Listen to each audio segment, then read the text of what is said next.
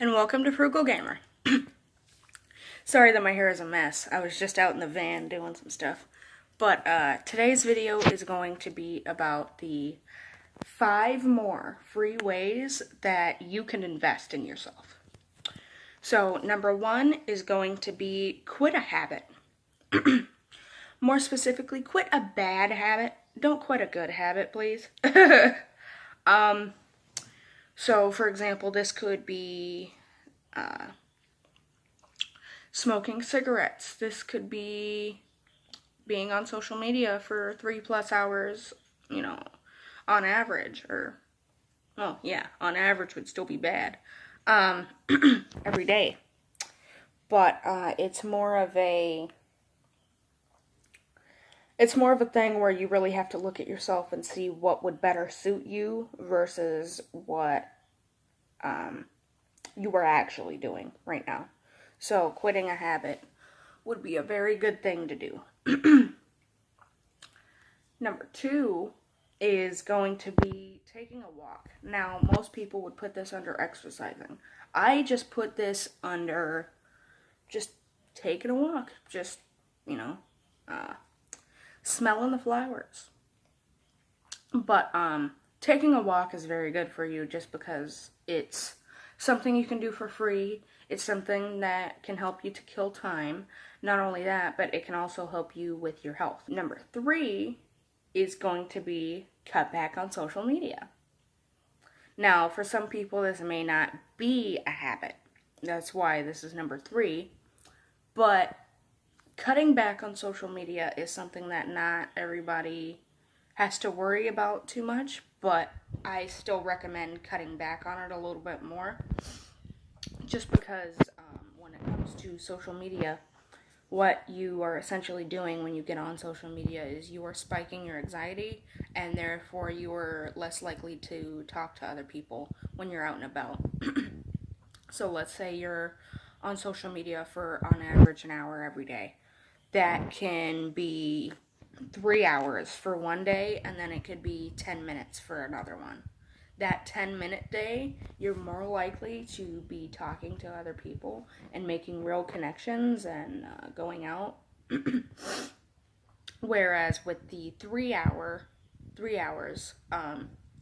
what you are essentially doing is you're making it to where you're less likely to go outside and actually talk to these people, talk to the people you care about. You're less likely to do anything good for somebody, mainly because social media thrives on negative news. And so this is one thing that is a really good thing to cut back on, no matter how much you use social media. If you use it for 10 minutes, try quitting social media completely. There have been a lot of different things about actually quitting social media, so if that's something that you want to look into, go ahead. Number 4 is actually going to be cleaning. So the reason why cleaning is such a good idea is because it helps you to look at the space in your home, and then it helps you to think about what else you can get rid of. This is actually something that I've been testing out, and it's been working a lot for me. I haven't been able to test it on anybody else just because majority of the people that I know are either trying to start up their own business, choose to ignore people, or they just are not clean freaks and they're slobs, rather. So it's one of those things where I really can't test it out to many other people, but it is one of those things where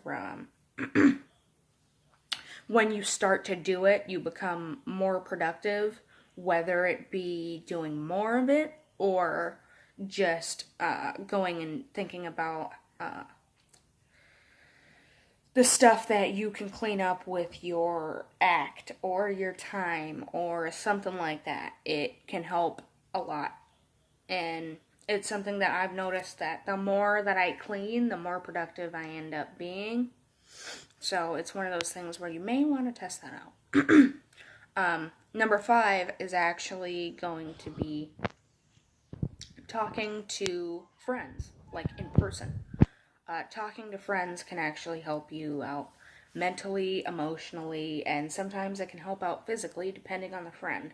So for example, my best friends is she just got back from Yosemite, and she was taking a bunch of hikes, and she was doing campground type stuff.